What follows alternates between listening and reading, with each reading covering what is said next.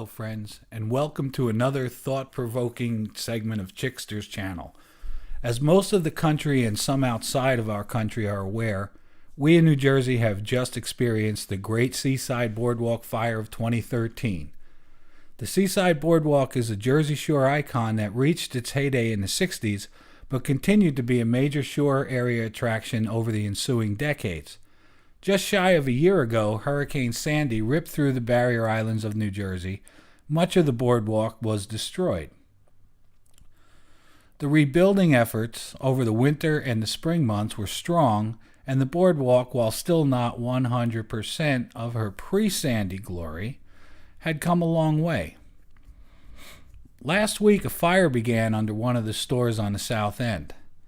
The high winds, the low water pressure, and some other factors like tar roofs and such contributed to a rapid spread of the blaze, and this blaze ultimately destroyed the entire south section and required the destruction of recently repaired middle sections to make fire breaks so the fire wouldn't continue to spread north. Now, I wanted to post this video last week, but I didn't wish any of my viewers to jump to conclusions on the fire's cause. So I waited until today when the investigation team and the Ocean County Prosecutor's Office held a press conference. The team revealed the cause of the fire was electrical in nature. To quote, "The investigation revealed that a failure of energized electrical equipment and wiring located under the boardwalk and subfloor of the originating structures compromised by Sandy floodwaters contributed to the cause of the fire," unquote. And this is what I'm here to talk about today. I have a burning, pardon the pun, question.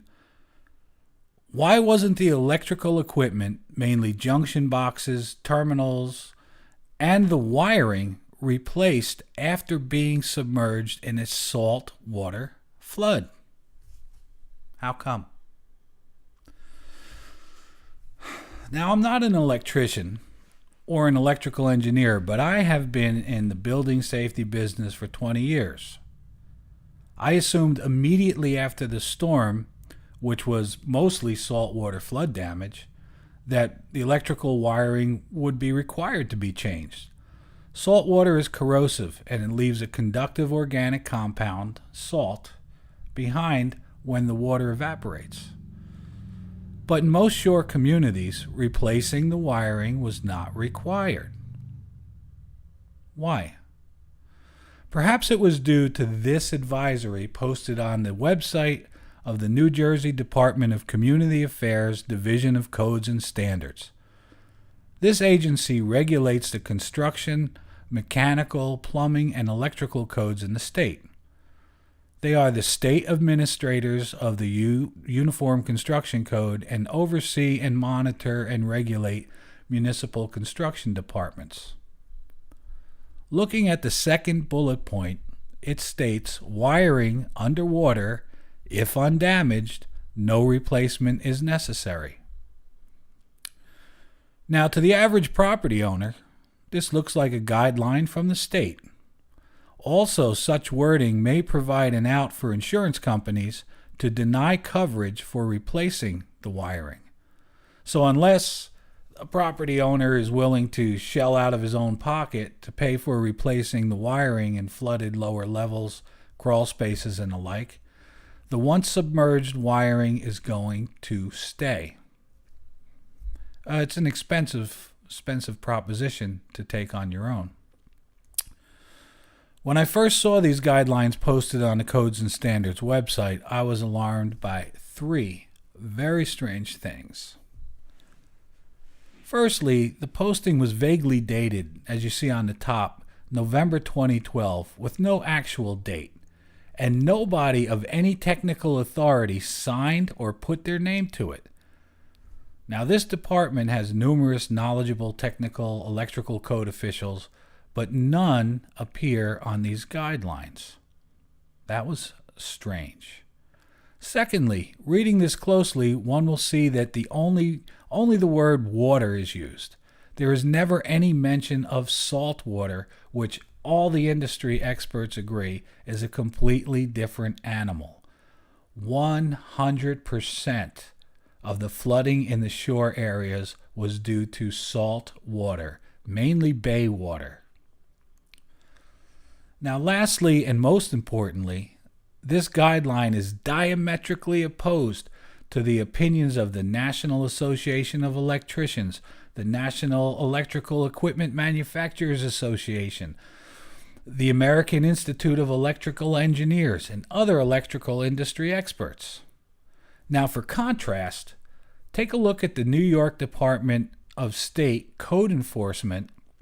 I think it's Uniform Construction and Fire Prevention, which is the New York equivalent to the New Jersey Department of Community Affairs. And they also published a similar post-Sandy electrical guideline. They state that wiring made for dry locations such as type NMB must be replaced. They even go further and state that even wet location wiring, if ends become wet, must be replaced. And this is for good reason. Now here's a photo of type NMB wiring. It's the type of wire used in 99% of residential and commercial and small commercial buildings.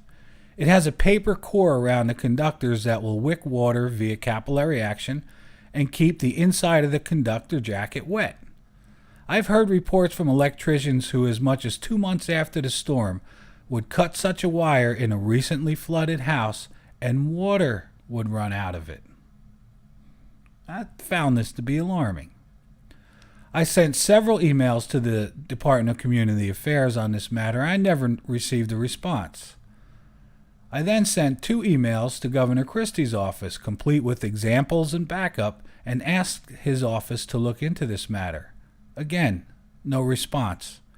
I found that very strange, because I've sent emails to the governor's office on several occasions over the years on varying subjects, and I've always received some kind of response, even if it was just we're doing everything we can, blah, blah, blah, blah. But nothing from this.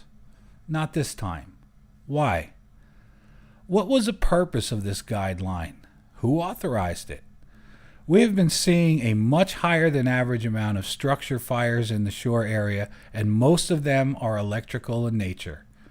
The great boardwalk blaze was just the icing on the cake. Now Governor Christie is talking about $15 million allotment to Seaside Boardwalk shops. Where does this money come from?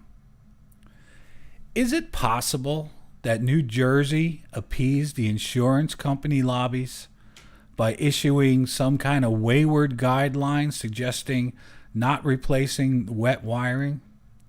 And are those same insurance companies going to benefit from not having to pay for fire damage too? Like to the tune of $15 million?